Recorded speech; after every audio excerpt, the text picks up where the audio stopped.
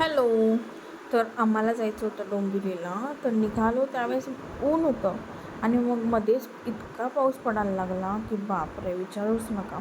आता तुम्ही म्हणाल काय सारखी डोंबिवलीत जातेस. तर हो, मी शॉपिंगसाठी डोंबिवली खूप जास्त प्रेफर करते. तर अशा पावसामध्ये खायची इच्छा होते ती म्हणजे पाणीपुरी किंवा शेवपुरी. त्यानंतर एक शेवपुरीची प्लेट झाली खाऊन, शॉपिंग केली, मग दमलो, पुन्हा मग आलो खायला पावभाजी. ह्या रेस्टॉरंटची पावभाजी नक्की ट्राय करा तुम्ही कधी गेलात तर. सगळं आवरून निघालो घराकडे जाण्यासाठी. तर असं होता जातानाचं वातावरण. थोडं ऊन, थोडं पाऊस, खूप छान होतं वातावरण. त्यानंतर ही ट्रेनमध्ये मुलगी भेटली. तिला विचारलं की तू शाळेत जाते का? तर म्हणते हो, मी शाळेत जाते आणि आईलासुद्धा मदत करते.